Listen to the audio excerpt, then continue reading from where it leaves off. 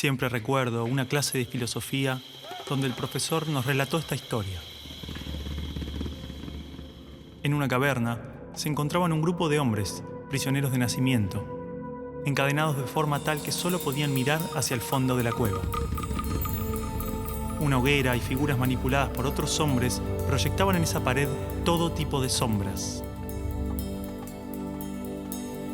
Para los prisioneros, las sombras eran la única referencia del mundo exterior. Esas sombras eran su mundo, su realidad. Uno de los prisioneros era liberado y se le permitía ver la realidad entera fuera de la caverna.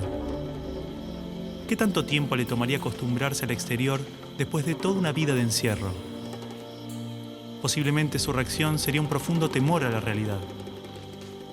Podría entender lo que era un árbol, el mar, el sol. Asumamos que este hombre puede ver la realidad tal cual es y entender el gran engaño que era la caverna. El profesor nos explicó brevemente las interpretaciones del mito en relación al conocimiento, la ilusión, la realidad, y cómo posiblemente estemos dentro de una gran caverna que a su vez está dentro de otra. Pero no cabe duda de la necesidad de ese hombre libre de regresar y compartirle al mundo lo que había visto.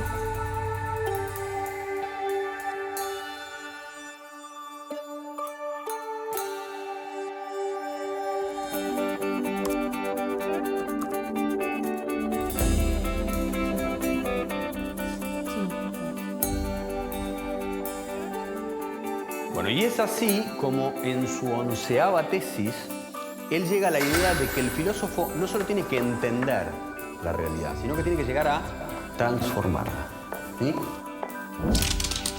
Medios de comunicación, miles de libros, todos los discursos políticos, organismos internacionales, expertos, filósofos, páginas de internet. Todos coinciden en la importancia de la educación. Se invierte en capacitaciones, mejoras edilicias e investigaciones. Se compran libros, netbooks, pizarras digitales. Se dictan cursos, suben salarios, bajan salarios. Se imitan modelos extranjeros. Todo para mejorar la educación. Esto no evita que haya tantas escuelas como realidades sociales. Escuelas marginales, para pobres, escuelas depósito. Escuelas para obreros, profesionales, escuelas de clase media. Escuelas públicas y privadas. Escuelas para ricos, escuelas de la élite. Gran parte pretende incluir y contener a la mayor cantidad de estudiantes. Muchas otras se concentran en formar trabajadores de diferentes jerarquías. Y solo unas pocas se dedican a los supuestos resultados de excelencia. Más allá de sus diferencias, todas trabajan y aspiran a un ideal de escuela común. ¿Hasta qué punto esta escuela ideal nos ayuda a desarrollarnos individual y colectivamente? ¿Realmente este paradigma educativo busca que las personas tengan una buena calidad de vida y trabajen para la mejora de su comunidad? ¿Hay otro tipo de escuela que lo logre? ¿Hay alguna educación pensada con estos ideales? Esto nos llevó a abrir las puertas de un mundo oculto para muchos de nosotros. Esta película es parte de un proceso que posiblemente no tenga fin, una pregunta que seguramente no tenga respuesta, una búsqueda sobre cuál es la naturaleza del aprendizaje y la educación, qué errores cometimos y principalmente qué ideas nos sirven para seguir buscando, seguir aprendiendo.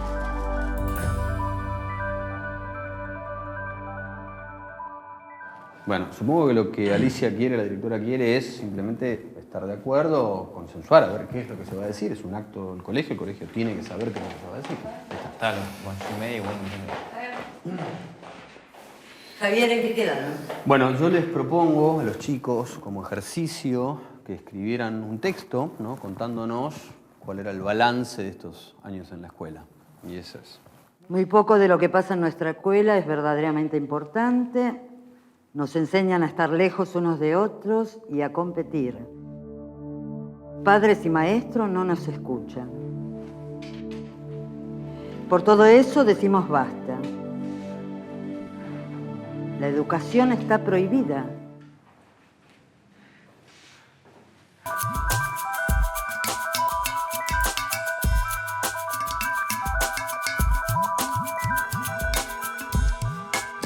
Y el estudiante no aprende después de 12 años a leer comprensivamente, no aprende las operaciones matemáticas, no aprende, en fin, aprende muy poquito.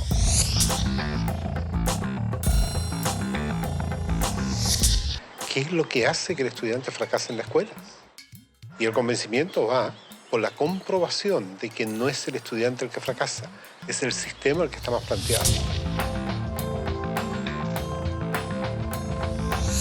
Es que las reformas educacionales actuales en boga en muchas partes están mal enfocadas. Son un arreglo cosmético de lo que nosotros pensamos que debemos mejorar en la escuela. El problema está en el modo como concebimos paradigmáticamente a la escuela. Es un problema de concepción básica.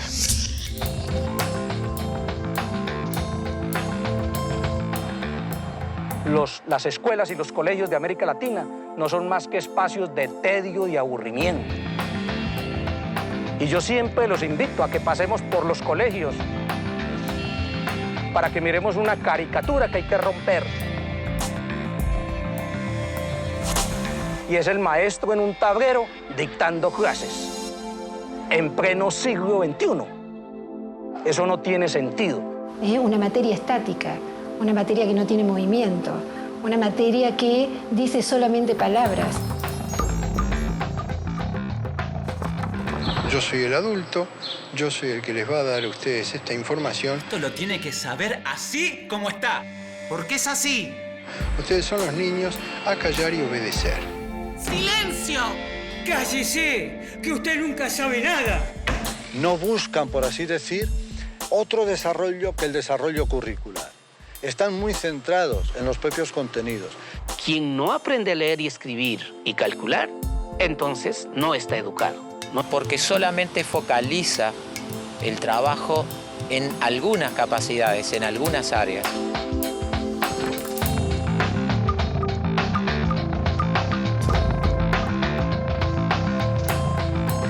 El conocimiento actual está parcializado, porque la mirada es parcial. Nosotros decimos que en las escuelas convencionales el aprendizaje es preventivo. Señor, ¿para qué sirve esto? Y la maestra le dice, algún día lo podés necesitar. Pero estos conocimientos hemos visto de que no duran ni prevalecen durante mucho tiempo. Hoy en día los paradigmas están cambiando muy rápido. El conocimiento está cambiando permanentemente. Entonces, lo que ha pasado es que los sistemas educativos no han cambiado tan rápidamente como el resto de la sociedad. Ahí es donde está el problema de fondo. En las escuelas normales y en las facultades de educación nos dijeron que un objetivo es aquello que es medible, cuantificable y observable. Entonces empezamos a buscar la regla que nos permita medir los objetivos. Y eso se llamaron calificaciones, ya sea una A, una carita feliz, una carita triste. Pero la lógica siempre va a ser la misma. ¿Comparar qué? Comparar el sujeto, sus aprendizajes, frente a una escala estandarizada que mide qué, si cada sujeto es único, singular e irrepetible. Busca que un número defina incluso la calidad de persona que eres.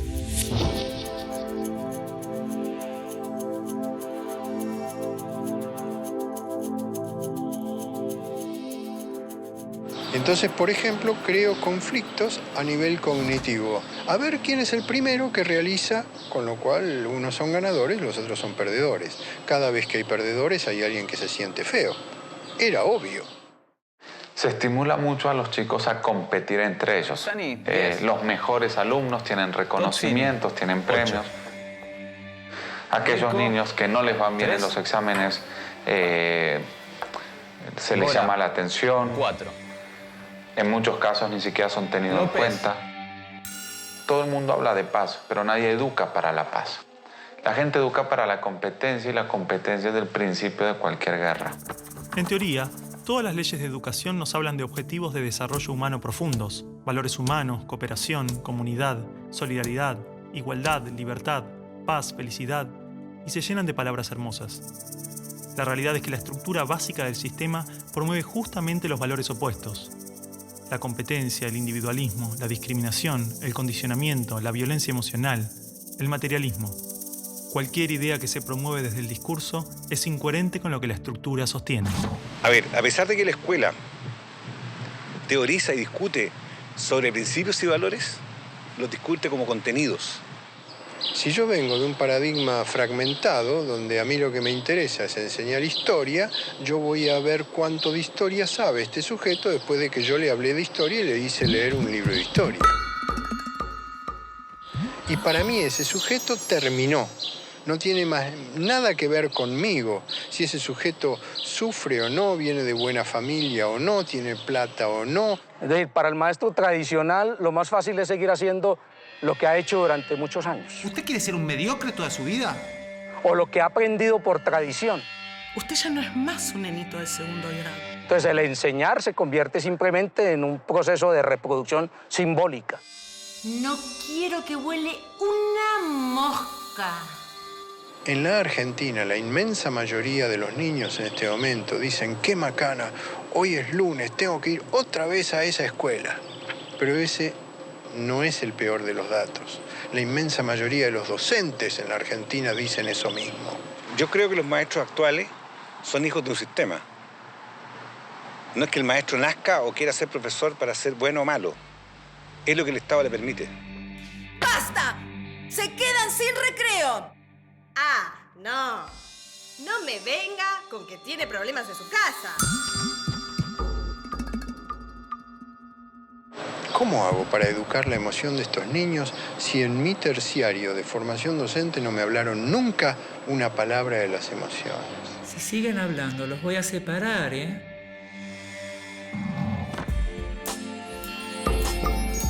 No quiero que vaya a la escuela a perder el tiempo. No quiero que vaya a pasar un mal momento. Es decir, en estos momentos un niño de 8 años pasa en la escuela más horas que un universitario en la universidad. No tiene sentido ninguno. No hay tantos conocimientos que aprender en la escuela. Sí, bueno, en realidad lo que los chicos me dicen es que este texto ellos pensaban leerlo en el acto. Es un boceto nada más. No es un boceto, ¿no? Así como está lo vamos a leer. No, Martín.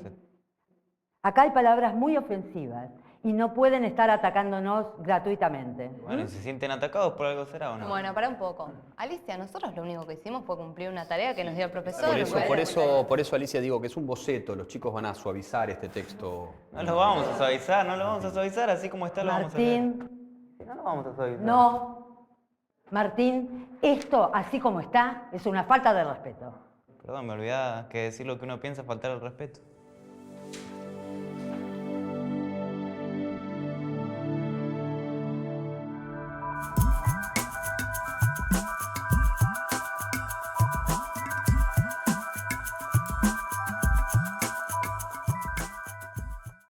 La escuela no es sinónimo de educación. La escuela podrá ser un viejo mapa a la sabiduría, pero la educación es el territorio donde todo el aprendizaje sucede.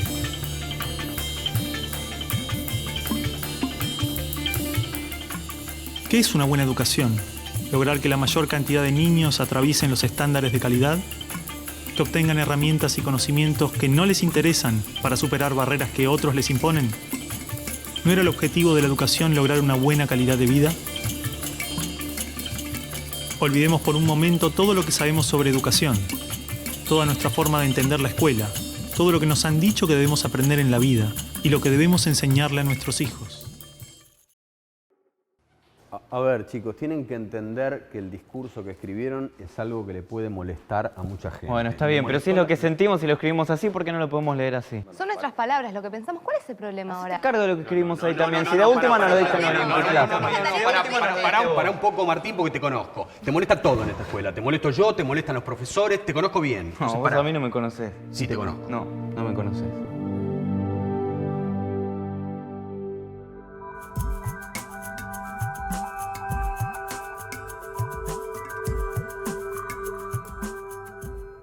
Todo lo que nos rodea influye tremendamente en nuestro aprendizaje. Los espacios, los tiempos, las actitudes de nuestras familias, las emociones, los gustos, las creencias. Todo es parte de ese ambiente con el que nos construimos a nosotros mismos. La pregunta es entonces, ¿qué ambiente estamos ofreciendo a los niños para que los adultos se desarrollen de esta manera? Actualmente, a la edad de 5 años, el 98% de los niños podría ser considerado genio. Son curiosos, creativos y tienen la habilidad de pensar de formas diversas, resolver problemas, es decir, tienen la mente abierta. El problema es que 15 años más tarde, solo el 10% de esos niños mantiene estas capacidades.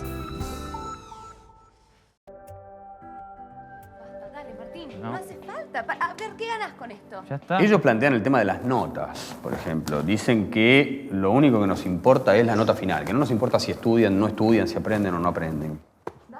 Basta, ya está. ¿Qué gano? Me saco las ganas de eso. No, y que además los estamos, de alguna manera, haciendo competir entre ellos por esa nota. ¿Vos pensás así también?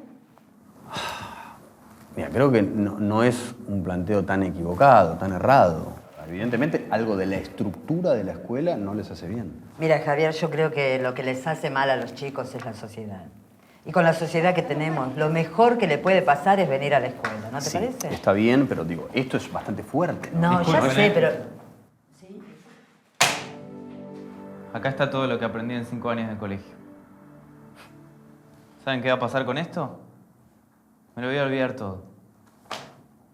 Es más, ya me lo olvidé.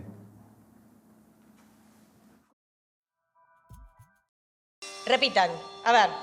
Actinio, AC, 3, mental. Actinio, AC, 3, mental. A ver. Cuando yo repito, algo que me dicen que tengo que repetir, simplemente me transformo en un repetidor. Ácido desoxirribonucleico. Ácido desoxirribonucleico. Ácido desoxirribonucleico. Comprenda o no comprenda, no interesa, porque lo que importa es que yo diga de la misma manera lo que está dicho. Ribonucleico. Ácido desoxirribonucleico. Ácido desoxirribonucleico. Si yo le exijo a un niño más de lo que él puede dar, empiezo a generar estrés en este niño. Ácido desoxirribonucleico. Ácido desoxirribonucleico. Ácido desoxirribonucleico. Ácido desoxirribonucleico. Ácido desoxirribonucleico. Aprender se convierte en un proceso fastidioso, en un proceso difícil y dejo de aprender.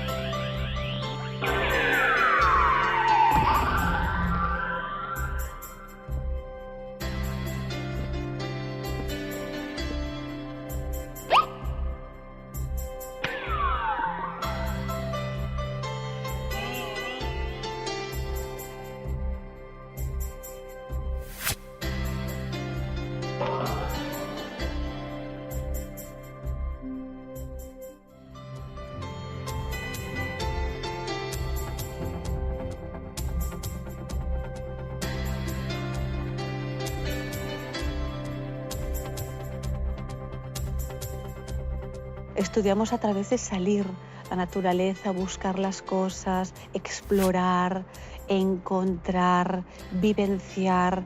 Cuando tú trabajas y conectas con la naturaleza a los niños, todo sale. Ir a esa escuela es un placer porque todos los días tenemos tantas cosas para experimentar, para investigar, para agradecer que estamos vivos. La tarea del educador entonces consistirá en todo momento mostrar misterios, mostrar situaciones en la naturaleza que, aunque estén descritas ya por la ciencia, no lo están para el educando. De tal manera que el educando se sorprenda frente a algo y trate de encontrarle una explicación. Se ha generado todo un movimiento de décadas llamado escuela activa, donde el niño hace, produce, sale del banco. Pero esto no es nuevo, esto lo escribió Piaget en los años 50. No se pone en práctica porque da fiaca. A principios del siglo XX surgieron variados movimientos en la pedagogía.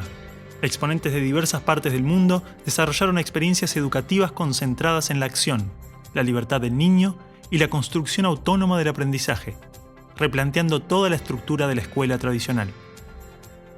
Pero a mediados de siglo, todas estas ideas transformadoras comienzan a caer en el olvido con el miedo a los estados totalitarios. El inventor de la bombilla eléctrica tuvo más de 1000 intentos fallidos antes de hacer funcionar la bombilla. Cuando un periodista le preguntó qué se sentía fracasar 1000 veces, él respondió: no fracasé 1000 veces, la lámpara eléctrica es un invento de 1000 pasos.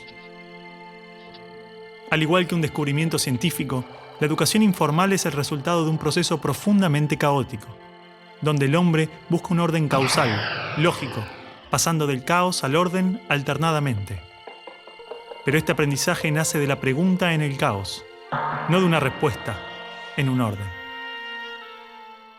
El currículum es una guía ordenada para construir el conocimiento basado en experiencias previas. Pero si el aprendizaje se caracteriza por procesos tan diversos e individuales, ¿cuál es la necesidad de forzar eso y alcanzar objetivos? Nuevamente, repitan. Axinio, hace, tres, metal. Axinio, hace, tres, metal. Axinio, hace, tres, metal. Axinio, hace, tres, metal. Al crecer, la escuela y la sociedad nos llevan a asumir motivadores externos para alcanzar los objetivos. Y difícilmente podemos entender que alguien pueda realizar algo sin interés, más que el propio placer del proceso. Pero un niño pequeño no tiene un lugar a donde ir, simplemente disfruta de crecer, camina por el simple placer de caminar y explorar, y esto lo hace desarrollarse. Su motivación no está en el objetivo ni en el resultado, está en el camino. A ver, Micaela, ¿por qué insistís con el discurso ese? Porque quise expresarme, poner lo que pienso, lo que siento. Mi amor, todos queremos hacer lo que sentimos. Y muchas veces nos toca hacer cosas que no nos gustan. No, discúlpame, pero yo no opino igual que vos. Bueno, yo te entiendo. Pero Escúchame, Micaela, ¿no querés recibirte, tener un título, una profesión, ser alguien en la vida? Pero yo ya soy alguien en la vida. Construyó sus cimientos sobre una idea fundamental que trasciende a toda su estructura: la noción de que los niños están vacíos. Y en consecuencia, su individualidad puede ser rota y reformada, intervenida acorde a necesidades externas.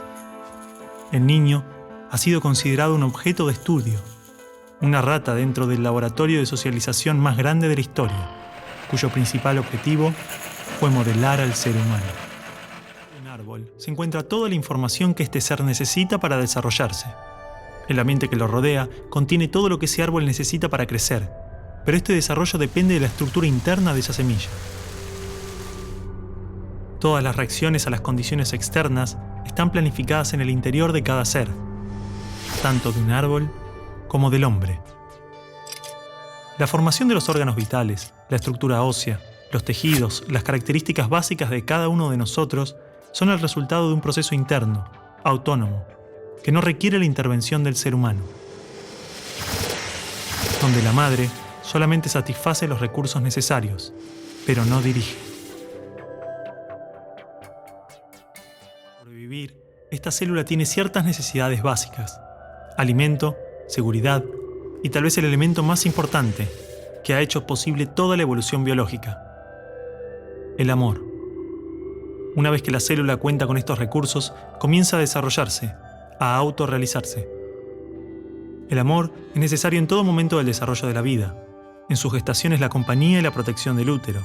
Luego es el contacto corporal, el apoyo emocional, expresiones, gestos, sonidos, hasta el entendimiento, la aceptación, el respeto y la confianza en el otro. Si el amor es vital para el desarrollo y el aprendizaje, ¿por qué generalmente intentamos educar con amenazas, castigos, tensiones, olvidando el amor? La célula genera una membrana que la separa del entorno exterior. Esta membrana es semipermeable, es decir, permite que ingrese lo que necesita del entorno cuando lo necesita.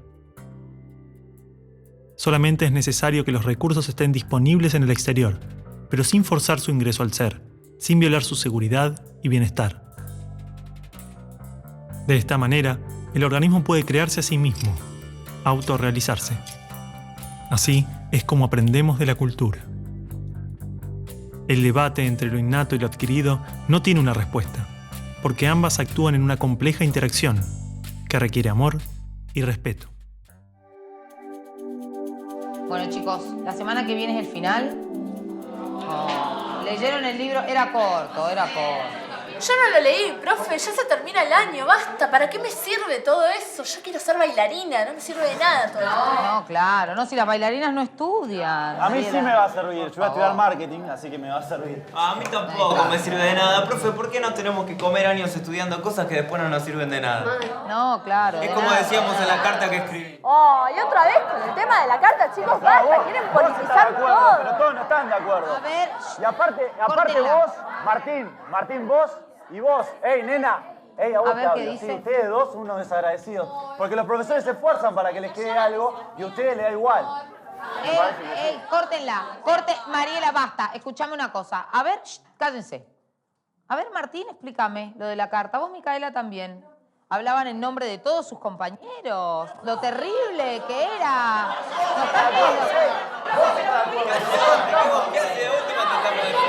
Ahí está. ¿Qué querés, Juan? No, faltan 10 minutos. Séntate, sigamos. ¿Ves que somos todos diferentes? A este no le importa nada, es un amigo.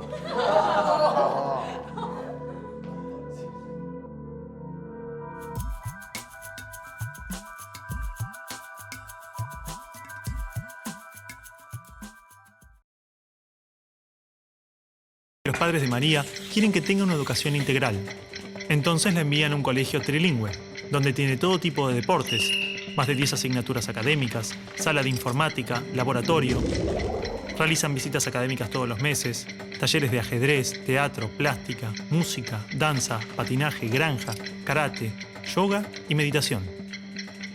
Tanto dentro como fuera de la escuela, la educación integral no tiene relación con la cantidad de recursos o materias, sino con un enfoque global. Porque funciona también con áreas integradas, no segmentadas como en la educación tradicional, en donde solo piensan en español o solo piensan en matemáticas, sino las matemáticas son historia y son lenguaje y son geografía al mismo tiempo, ¿no?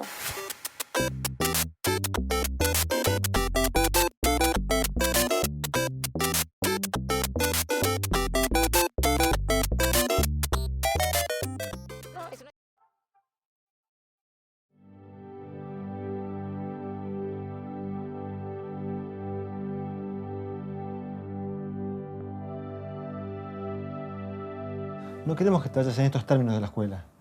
Yo tampoco me quiero en estos términos de la escuela, pero el discurso lo vamos a leer igual. Querido, dentro de poco vas a estar afuera, vas a tener que elegir una profesión, tomar decisiones, ser responsable. No podés seguir jugando como un nene. Está bien. Perfecto. ¿Y cuándo ustedes me enseñaron a elegir?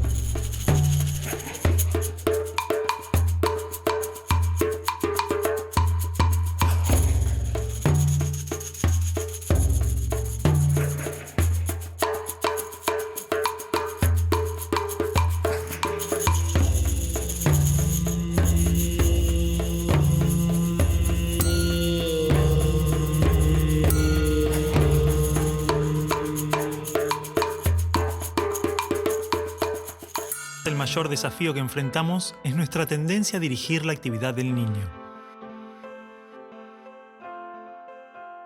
La única forma que conocemos de educar es decirle al otro qué hacer y cómo hacerlo. Y tenemos pocas experiencias donde decidimos por cuenta propia. La escuela se transforma en un espacio abierto, una escuela de puertas abiertas a las experiencias, costumbres, a la comunidad. Los conflictos y situaciones del espacio comunitario son parte de la escuela, y esta pasa a ser un centro educativo, donde todos podemos aprender de todos. De esta forma, no hay edades o barreras que nos separan, solo experiencias que nos integran.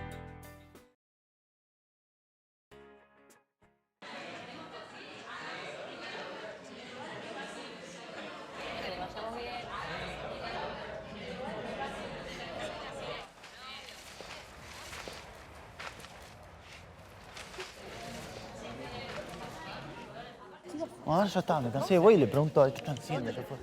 Voy a ver ¿Qué hacen? Los afiches que vamos a colgar. Nada, que están escribiendo, van a ponerlo... Bueno, no me van a pegar, quiero saber. Está pisando. Sí, ya sé. Usted está mal. ¿Sabes que lo estoy pisando? ¡Ya sé! ¡Ey, pará! ¡Basta! ¿Qué pasa? No pasa nada. ¿Cómo nada? No, nada. Cristina, por favor, llévatelo. Sebastián, Vamos, se viene. vos te quedás acá. Ustedes también. Vamos, ustedes también, vamos.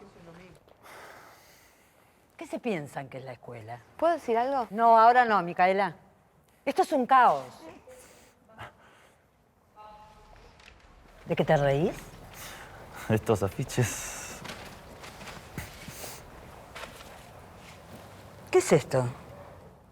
Nada, son unos afiches que queremos pegar en las paredes, ya que no nos dejan leer el discurso.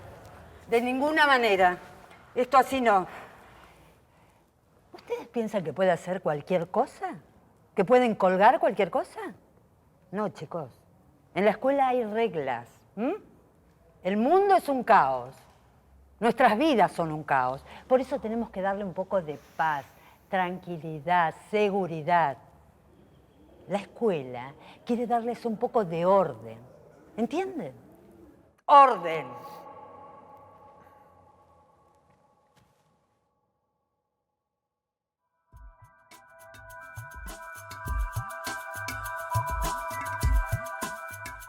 Tres tipos de disciplina. Una disciplina autoritaria, normalmente con reglas establecidas por una autoridad que controla. Una disciplina funcional, donde las reglas derivan de experiencias reales, son modificadas y establecidas en grupo. Este tipo de disciplina es naturalmente establecida por la comunidad, ya que responde a la elección de todos. Y finalmente, una autodisciplina, donde cada persona es consciente de que construye su propia conducta. No podemos pretender que un joven pueda tomar decisiones conscientes sobre su vida, su entorno o su país si siempre decidimos por él cómo debe ir vestido a la escuela, qué debe aprender o qué hacer en su vida. Estos jóvenes tendrán que tomar decisiones en una sociedad donde las reglas van transformándose según las nuevas necesidades, opiniones y formas de entender la realidad. De la misma forma, podría suceder en la escuela, donde las reglas serían funcionales al aprendizaje, necesidades y opiniones de los niños. Para lograr esto, es clave replantearnos las estructuras de poder en la escuela. Estas experiencias, ya sean dentro o fuera de las escuelas, se ven obligadas a funcionar al margen del sistema, siendo negadas y excluidas. En algunos casos, los niños pueden rendir exámenes libres para justificar su aprendizaje, y en otros no se les permite obtener una validación de sus conocimientos. ¿Es realmente necesario que un papel nos diga que sabemos? ¿Acaso un título es prueba de que hemos terminado con éxito nuestra educación? ¿Acaso hay una educación que finalice o sea exitosa? Que no tiene que ver con un aprender que 2 más 2 es 4. Tiene que ver con el poder descubrir tu vocación, tu misión en la vida. Cuando tú eso lo tienes claro, puedes cerrar los ojos, respiras profundo y sabes por dónde ir. La educación no termina nunca, porque la esencia de la nueva educación es la autoeducación. Y el proceso final es que el propio alumno se convierte en un maestro. Y él aprende, de su propio interior aprende.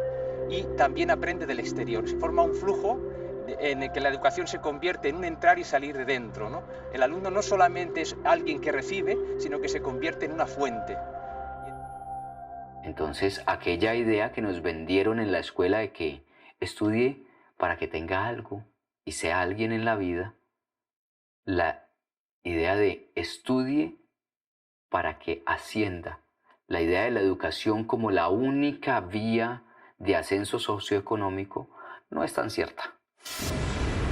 Hace pocas décadas surgió una corriente crítica hacia la escolarización. Educadores, pedagogos, sociólogos reivindicaban la educación fuera de las instituciones, en el ámbito familiar y social. De estas críticas surgen las prácticas de la educación en casa, educación sin escuela, y con el paso del tiempo comenzaron a pensarse formas de autoeducación, redes de formación autodidacta y educación entre pares. son adolescentes, por favor, no hay que darle más crédito a esto. Yo a los 18 también quería cambiar el mundo, pero no se les puede dar... No me parece que sea tan así. Me parece que la crítica de los chicos está bien. Es una crítica al sistema educativo, no lo tomemos como algo personal, pido por favor. Perdón, pero yo tengo que tomar una determinación. ¿Los dejamos leer el discurso o no? Mira, Alicia, yo te digo una cosa. Si vos los dejás, vas a perder autoridad. No pueden hacer lo que quieren, ¿no? Igual con el tiempo, los chicos se olvidan. Yo después hablo con ellos y les explico por qué no lo pueden leer. No, es que no es así. A ver, el tema no es si los dejamos leer o no el texto. Me parece que tenemos que pensar si le estamos dando o no importancia a lo que dicen. Es profundo lo que están diciendo, no es cualquier cosa. Mira, yo comparto totalmente con vos. Porque todos hemos leído este trabajo. Y acá lo que piden los chicos es que haya un cambio en la educación, un crecimiento.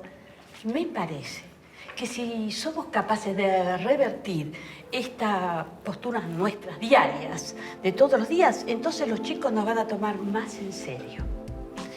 Y yo creo que esto es una oportunidad que se nos da en la palma de la mano. Si no la podemos ver, tal vez sea porque los estamos subestimando un poco. La pregunta sería, ¿estamos dispuestos a tomar esa oportunidad? ¿Y estamos preparados para ese cambio?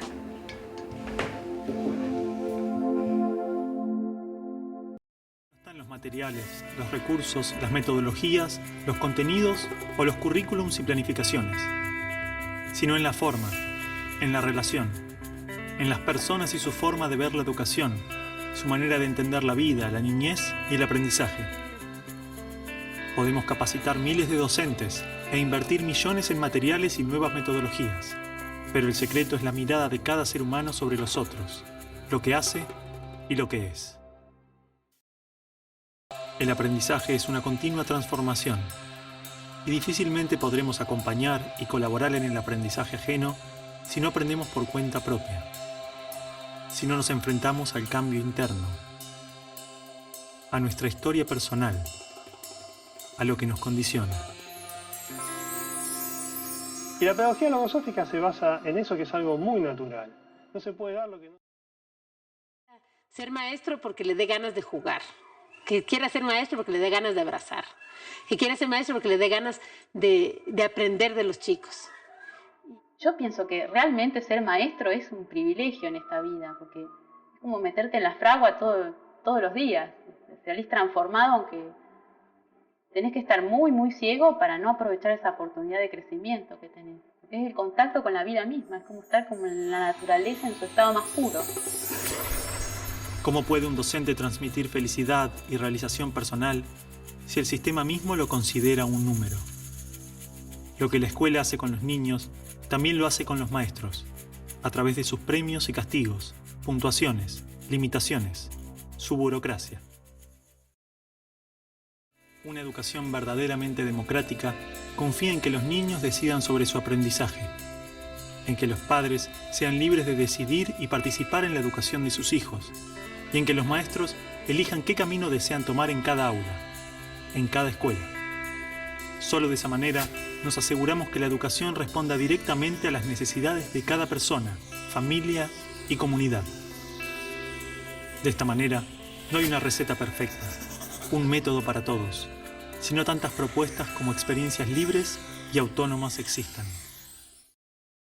Tuve que salir del trabajo para venir hasta acá por semejante estupidez. No es una estupidez para mí. No sé para qué me habrán llamado. No sé, mamá, unos chicos querían leer una cosa y al final no los dejaron. Usted está todo aprobado, ¿verdad? Sí, mamá. Bien. Tenés que recibirte. ¿Cómo crees que vas a entrar a la facultad? ¿Y quién te dijo a vos que yo quiero ir a la facultad? Bueno, esto se terminó. Vos tenés tu futuro ya asegurado, así que ahora te vas de vacaciones, disfrutas de la playa y en abril cuando llegás, te vas a trabajar con él.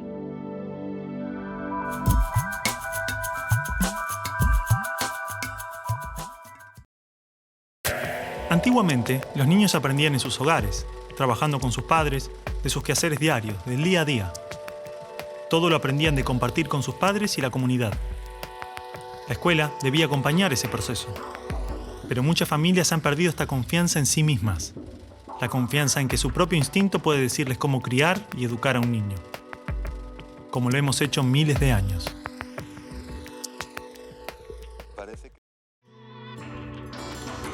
La presión social, las extensas jornadas laborales, la necesidad de no sentirnos excluidos, nos obliga día a día a tomar decisiones sin preguntarnos realmente si son lógicas o coherentes para nosotros, sin pensar cómo nos sentimos.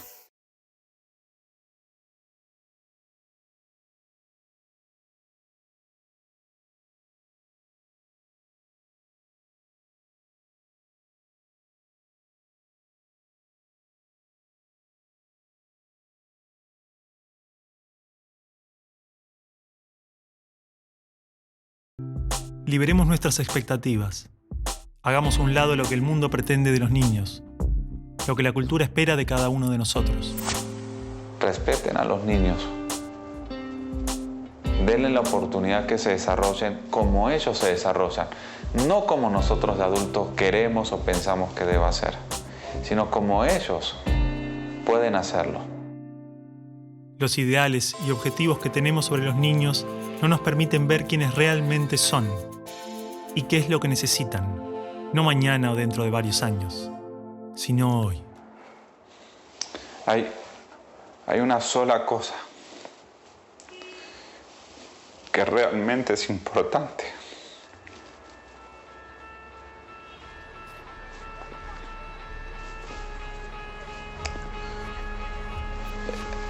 Es el amor que nosotros le podamos dar a los niños. Si queremos una sociedad diferente, lo único que realmente tenemos que hacer es amar a los niños para que ellos aprendan a amar a otros. El conocimiento va a venir solo. Los resultados del mundo vienen solo. Pero un niño que no fue amado difícilmente va a aprender a amar. Esto es algo que escribieron unos compañeros para leer a fin de año, pero no los dejaron. Y a mí me parece que es importante, entonces me gustaría leerlo. Hoy en día la educación está prohibida. Muy poco de lo que pasa en nuestra escuela es verdaderamente importante.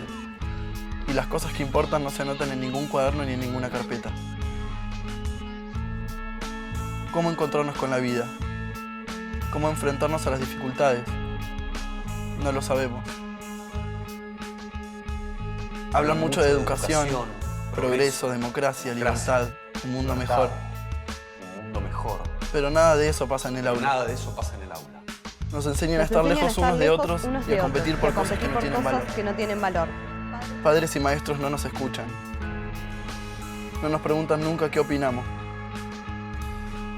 No tienen idea de qué sentimos, qué pensamos o qué queremos hacer. ¿No sería maravilloso que podamos elegir día a día ir a la escuela? Que sea elección nuestra, no de nuestros padres. Que la escuela sea un lugar hermoso, donde disfrutar, donde jugar, donde ser libres, donde elegir qué aprender y cómo aprenderlo. Existen multitud de experiencias que se han animado a transformar las estructuras de la escuela. Experiencias de educadores que se atrevieron a pensar la escuela desde otros lugares. Muchas de ellas se han convertido en métodos formales, otras trabajan desde espacios comunitarios y populares. Algunas han elegido continuar la experiencia en forma privada y muchos otros lo hacen dentro de las aulas de la escuela pública. Estos ejemplos son prueba viva de que los esquemas tradicionales de la escuela pueden ser reinterpretados y alterados. Hay experiencias en toda clase y grupo social donde han habido educadores con intención de cambiar.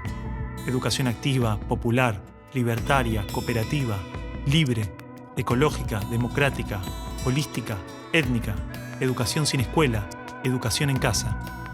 En mayor o menor medida, todas estas experiencias apuestan a pensar el aprendizaje como un continuo crecimiento, como el intercambio vivo entre el individuo, sus pares, su entorno y su comunidad. Una educación viva. Enseñarnos que las cosas pueden ser distintas. Ese es el ejemplo que nos tienen que dar. Sus expectativas son suyas, no son nuestras. Y mientras las sigan teniendo, vamos a seguir fallando. Esta película expone una parte de las ideas que encontramos. Hemos visitado algunas de todas las experiencias que existen y solo unas pocas las conocimos en profundidad. No existe una sola forma, no existe el mejor modelo. La verdadera diversidad existe cuando se respeta y experimenta la diversidad en todas sus dimensiones. Todas estas experiencias son valiosas porque son el fruto de personas que dedicaron su vida al aprendizaje. Existen desencuentros y coincidencias, pero no cabe duda de que todos aportan al mejoramiento de la educación.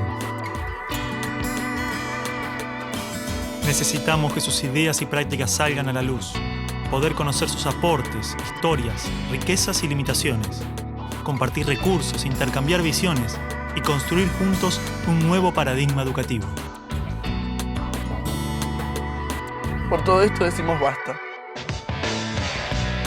Basta de decidir por nosotros.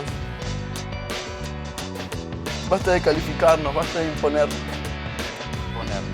Y las ciencias, ni los exámenes, ni los títulos nos definen.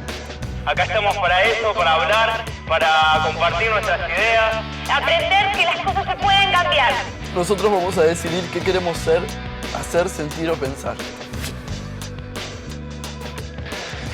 Hoy más que nunca, existen los recursos para que estas experiencias se multipliquen y diversifiquen. Existe la posibilidad de que la escuela se reencuentre con la educación, que sea un espacio construido y gestionado por toda la comunidad, que responda a las necesidades de las personas y su entorno. Creemos que la educación está prohibida. No por culpa de las familias, no por culpa de los chicos, no por culpa de los docentes. La educación la prohibimos todos. Cada vez que elegís mirar para otro lado en vez de escuchar. Cada vez que elegimos la meta en lugar del trayecto. Cada vez que dejamos todo igual en lugar de probar algo nuevo. Esta película es una invitación a encontrarnos con la educación más allá de los muros de la escuela que todos conocemos. Una invitación a pensar otras formas de aprendizaje, a conversar y debatir acerca de nuestras prácticas escolares y educativas. Seas docente. Seas alumno. Seas padre. Seas quien seas. Ayúdanos. La educación tiene que avanzar. Tiene que crecer. Tiene que cambiar. Encontrarnos con los otros, conocer y explorar sus experiencias, intercambiar ideas y llevarlas a nuestra realidad. Esa es nuestra propuesta y empieza hoy mismo.